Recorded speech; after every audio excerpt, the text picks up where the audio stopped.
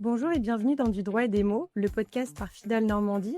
Ici, nous décryptons pour vous les évolutions législatives et leurs impacts concrets. Aujourd'hui, un sujet attendu, congé payé, le bonus des arrêts de travail. Pour en parler, j'ai le plaisir d'accueillir aujourd'hui Catherine Lemonnier-Allégré-Bourdon, avocate associée au département droit social et directrice du bureau de Fidal Dieppe. Bonjour Catherine. Bonjour Isis, bonjour à tous, merci pour l'invitation.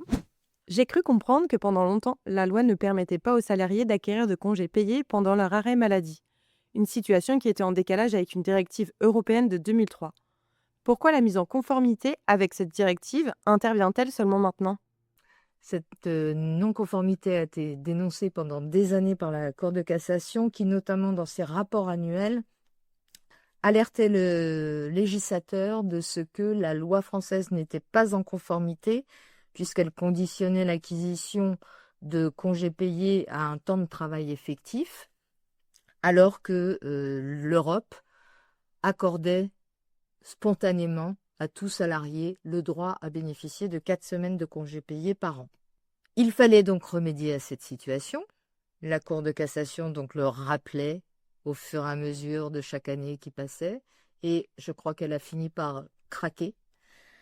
Et par 3 arrêts du 13 septembre 2023, elle a affirmé que les dispositions de la circulaire de 2023 étaient d'application directe dans les rapports entre particuliers, donc dans les rapports entre employeurs et salariés, alors que par principe, une directive n'est pas d'application directe et ne peut pas s'imposer aux particuliers.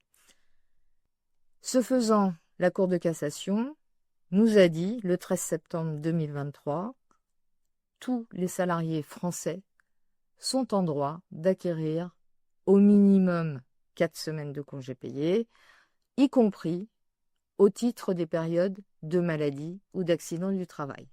Face à cette jurisprudence qui a fait l'effet d'une bombe dans le landerneau juridique, face à cette jurisprudence, le législateur devait réagir rapidement et ça a été l'objet de cette loi de mise en conformité, au titre duquel il a donc pris des mesures pour permettre aux salariés français d'acquérir des congés payés à la fois sur les périodes de maladie et à la fois sur les périodes d'accident du travail et maladie professionnelle, quand bien même déjà la loi le prévoyait pendant 1 an, mais là, ça a été étendu à toute la période d'accident du travail.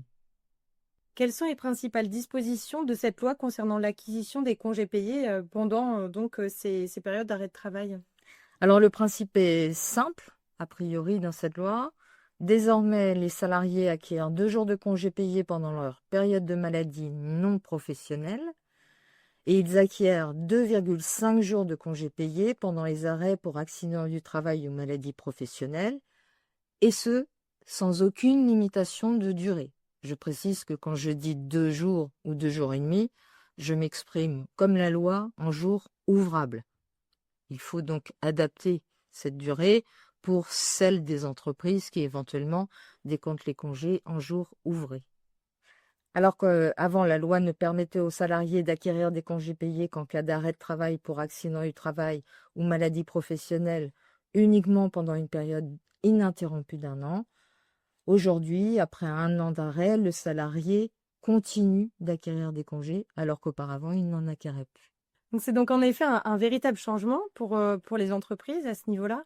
En quoi cette loi si simple apparemment peut-elle poser des difficultés aux entreprises ? Alors la première difficulté vient du fait que cette loi a un effet rétroactif. Elle fait en effet rétroagir cette acquisition de congés payés sur des périodes de maladie non professionnelles depuis décembre 2009. Elle fait également rétroagir l'obligation nouvelle qu'elle crée pour les entreprises d'informer leurs salariés de leurs congés payés acquis et de la date au-delà de laquelle ils perdront ces droits s'ils ne les prennent pas. Or, cette information des salariés fait courir ce qu'on appelle le délai de report nouveau créé par cette loi, délai de report de 15 mois qui a été prévu pour laisser aux salariés le temps nécessaire pour bénéficier effectivement des congés acquis, notamment pendant les périodes de maladie. Or, à défaut d'information, potentiellement, Le délai de report, qui ne commence à courir que lorsque l'information a été donnée, n'a jamais couru. Et les congés qui ont donc été acquis potentiellement depuis 2009 sur des périodes de maladie n'ont jamais pu courir, puisque les entreprises françaises n'ont pas pu donner une information qui auparavant n'existait pas et qui n'existe que depuis la loi du 22 avril 2024. Y a-t-il des exceptions au fait que ce report démarre après l'information? Effectivement, il y a une exception qui permet au report de démarrer automatiquement. C'est dans l'hypothèse où un salarié a été absent pendant toute la période d'acquisition des congés payés, à savoir sur toute une période qui, généralement dans les entreprises, démarre du 1er juin de l'année N jusqu'au 31 mai de l'année N+1. Si le salarié a été absent sur toute cette période, sans interruption, donc du 1er juin au 31 mai, les congés que la loi lui donne le droit d'acquérir depuis avril 2024 avec un effet rétroactif, ces congés de jours en maladie non professionnelle ou 2 jours et demi en accident du travail ou maladie professionnelle, ces congés doivent être pris à partir du 1er juin au terme de cette période d'acquisition, 1er juin de l'année N+1, et doivent être pris avant un délai de 15 mois, automatiquement, soit avant le 31 août de l'année N+2.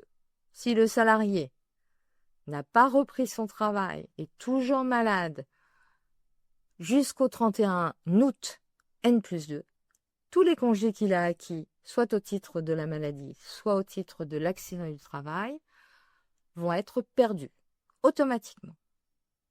S'il revient dans l'intervalle, ce délai de 15 mois qui lui a été donné pour prendre ses congés automatiquement, ce délai de 15 mois va être suspendu entre le moment où il reprend et le moment où l'entreprise fera cette fameuse information requise par la loi. Suspension simple et non pas création d'un nouveau délai de report. Donc si l'entreprise met 5 jours par exemple pour l'informer après sa reprise de ce que ses congés doivent être pris avant le 31 août, ces 5 jours se rajoutent à la date du 31 août et il faudra qu'il ait liquidé tous ses congés avant le 5 septembre de l'année N+2. Tout à l'heure, tu as dit que la rétroactivité concernait l'acquisition des congés payés sur les périodes de maladie non professionnelle, mais tu n'as pas parlé des congés acquis sur les accidents du travail ou maladies professionnelles. Est-ce que c'est un oubli? Non, ce n'est pas un oubli de ma part, mais peut-être est-ce un oubli du législateur. La loi, effectivement, ne prévoit pas la rétroactivité de l'acquisition sans limitation de congés payés sur les périodes d'accident du travail ou de maladie professionnelle. Je rappelle qu'antérieurement à la loi du 22 avril 2024, les salariés acquéraient déjà des congés payés sur des arrêts de travail pour accident du travail ou maladie professionnelle, mais uniquement dans une limite de 1 an d'arrêt continu. Ces dispositions antérieures, elles continuent d'exister, elles ont existé, elles ont permis aux salariés d'acquérir des droits, mais la loi ne revient pas dessus. Mais par contre, cette nouvelle loi qui fait rétroagir l'acquisition sans limitation de congés sur les périodes de maladie simple, entre guillemets, n'a pas prévu la rétroactivité de l'acquisition sans limitation de durée de congés sur les périodes d'accident du travail ou maladie professionnelle. La question qui se pose aujourd'hui, c'est de savoir ce que la Cour de cassation va dire face à cette absence de rétroactivité prévue par la loi sur les accidents du travail ou maladies professionnelles, puisque dans les arrêts du 13 septembre, notamment, qui ont révolutionné et bousculé un petit peu le monde du droit du travail, congés payés en France, ce que va dire la Cour de cassation en disant, mais dans ces cas-là, vous limitez les droits du salarié français en accident du travail, maladie professionnelle, à acquérir des congés sans limitation de durée, alors que l'Europe, la réglementation européenne, ne limite pas cette acquisition. Comment va-t-elle interpréter alors que dans ses arrêts, elle a dit « le salarié en AT doit pouvoir bénéficier de congés sans limitation de durée ». Est-ce qu'elle va confirmer cette jurisprudence du 13 septembre face à la nouvelle loi ou est-ce qu'elle va évoluer sur ce point-là?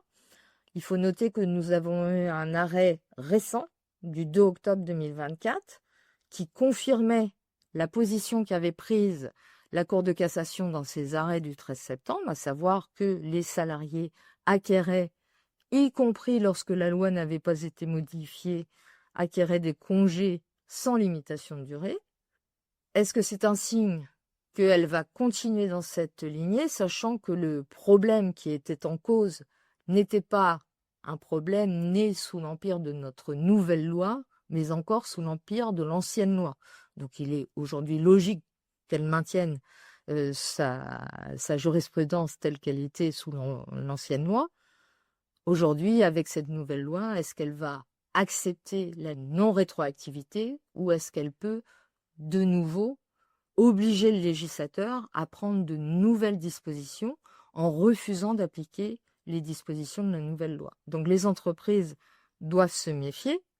La loi française aujourd'hui est telle qu'il n'y a pas de rétroactivité sans limitation de l'acquisition de congés sur les accidents du travail ou maladies professionnelles, mais peut-être que demain, dans un contentieux né depuis la nouvelle loi, la Cour de cassation pourrait-elle dire je m'en fiche de la nouvelle loi, moi je considère qu'il faut se conformer à la directive européenne, à la loi européenne, et ne pas limiter l'acquisition de congés pour les salariés en accident du travail ou maladie professionnelle. Est-ce qu'il y a d'autres difficultés à gérer pour les entreprises pour se mettre en conformité avec cette loi? Comme pour beaucoup de lois en droit du travail, celle-ci doit s'appliquer aussi au parallèle des dispositions qui existent dans toutes les entreprises, à savoir les dispositions prises par les conventions collectives qui leur sont applicables et ou par les accords d'entreprise qu'elles ont elles-mêmes négociés et qui peuvent traiter des problématiques de congés payés et d'acquisition de droits à congés payés sur des périodes de maladie. Notamment, même si la loi française avant ne permettait pas l'acquisition de congés par principe sur les périodes de maladie, ne permettait l'acquisition de congés que pendant 1 an sur les périodes d'accident du travail, beaucoup de conventions collectives avaient déjà prévu d'assimiler certaines de ces périodes de maladie simple à du temps de travail effectif pour l'acquisition de congés payés. Généralement, globalement, elles ont toutes pris, ou quasiment toutes pris l'option de permettre l'acquisition de congés payés sur les périodes pendant lesquelles elles obligeaient parallèlement les entreprises à maintenir un salaire en complément des indemnités journalières perçues par le salarié au titre de la maladie. Donc généralement, c'était sur des durées d'environ 3, 4, 6 mois, rarement plus, encore que j'ai vu une convention collective qui permettait l'acquisition pendant 3 ans. Donc, face à cette réglementation qui existait, les salariés, depuis 2009 jusqu'au 22 avril 2024, ont acquis des droits à congés payés. Aujourd'hui, on demande aux entreprises éventuellement de recalculer les droits à congés payés compte tenu de la rétroactivité de la loi de 2024. Il va falloir qu'elles jonglent entre les dispositions et les droits acquis à congés payés au titre de leur convention collective et des nouvelles modalités de calcul et d'acquisition de congés payés nées de la nouvelle loi, notamment parce que sur ces périodes d'assimilation antérieures, elles ont donné 2 jours et demi de congés payés par mois d'arrêt maladie simple. Aujourd'hui, la loi dit je suis rétroactive, mais sur les périodes de maladie simple, le salarié n'acquiert que 2 jours. Alors, qu'est-ce qui va être le plus favorable? Ça va dépendre de chaque situation particulière, la période de maladie du salarié, son ancienneté, la durée d'indemnisation, etc. Donc, chaque situation va devoir faire l'objet d'un calcul comparatif pour les salariés et c'est souvent difficile de jongler entre ces nouvelles lois et les dispositions de la convention collective. Et je ne parle pas d'éventuels accords d'entreprise ou d'usage des entreprises sur le problème. Donc, il y a un calcul à faire, salarié par salarié, situation d'arrêt de travail par situation d'arrêt de travail. Et donc, il ne faut surtout pas mixer les différentes règles, faire ce qu'on appelle un panachage. La notion de 2 jours et demi doit se caler sur la durée d'indemnisation prévue par la convention collective et ne pas dire, moi, ma convention collective prévoyait 2 jours et demi, donc il faut que je donne 2 jours et demi à mon salarié dans l'application rétroactive de la loi. Non, la loi, elle dit 2 jours sur une durée plus longue.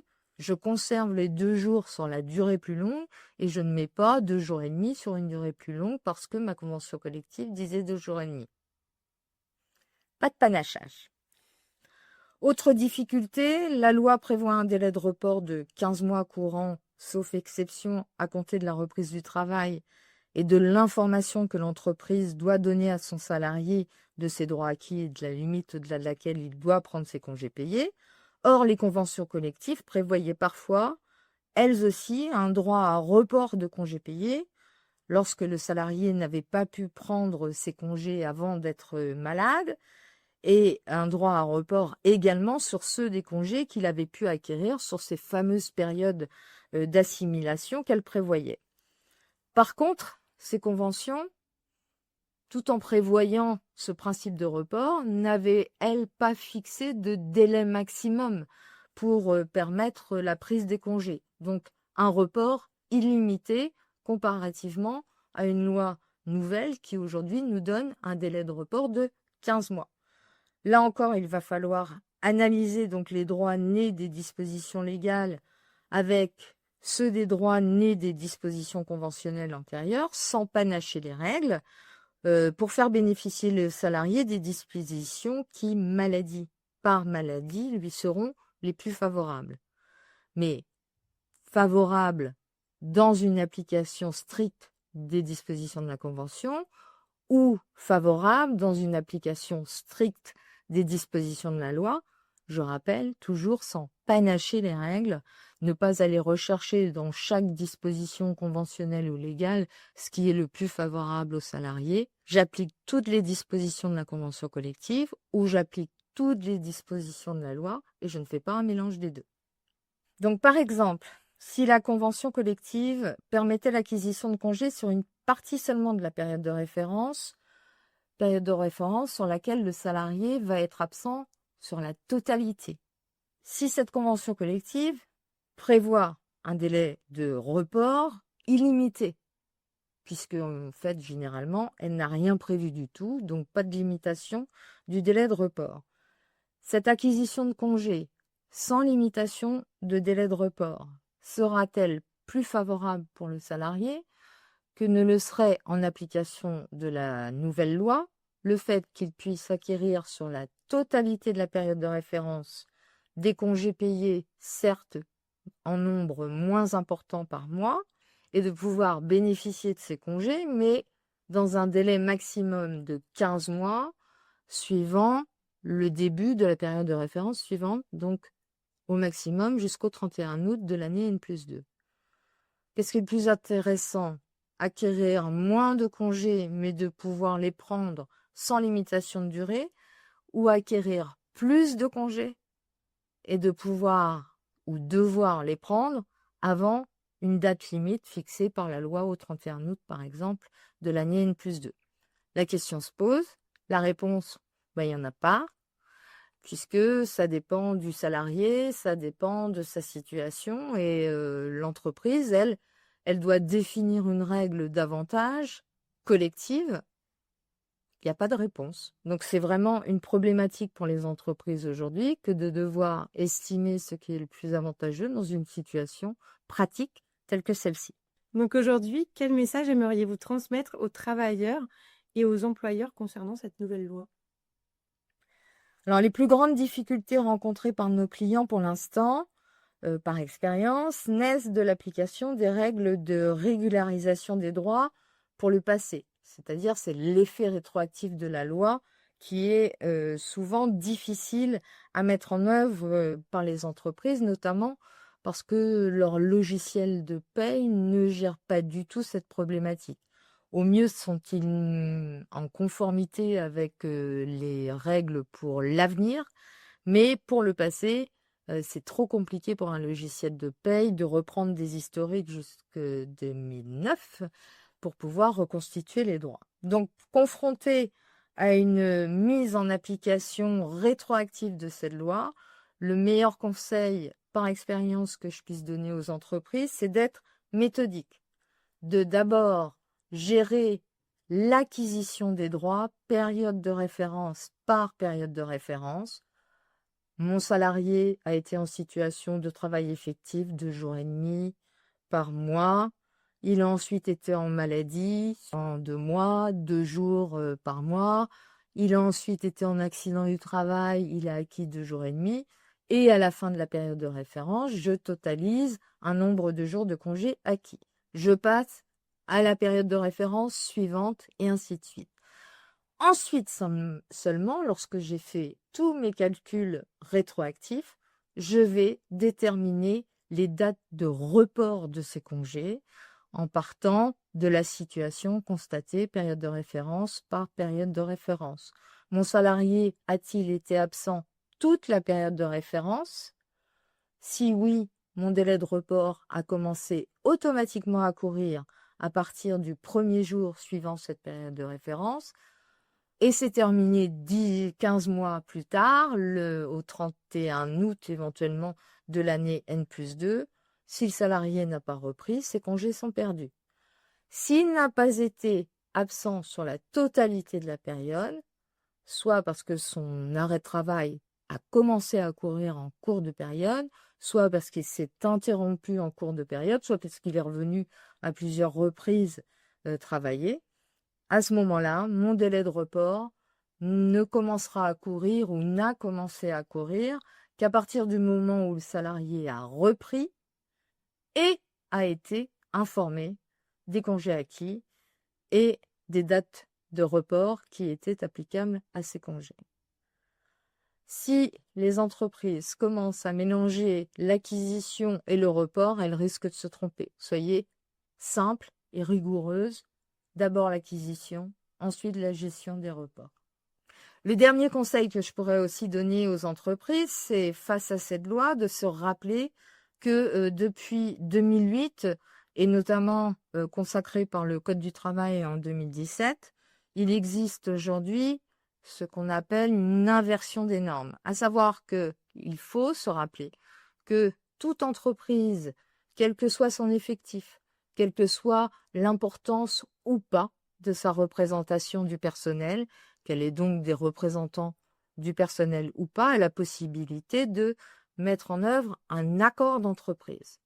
Sur le sujet des congés payés, il est tout à fait possible de faire un accord d'entreprise pour venir adapter ce mélange entre dispositions conventionnelles, anciennes accords qui étaient appliqués sur une ancienne réglementation, des usages que j'aurais pu créer, et se créer notre propre norme, plus simple, plus précise, plus adaptée aux besoins de l'entreprise, et réfléchir à des dispositions qui permettraient d'être en conformité avec la norme européenne, celle-ci nous ayant d'ailleurs dit dans un arrêt de la Cour de justice que, par exemple, elle n'était pas contre une limitation du nombre de congés qu'un salarié est susceptible de pouvoir cumuler.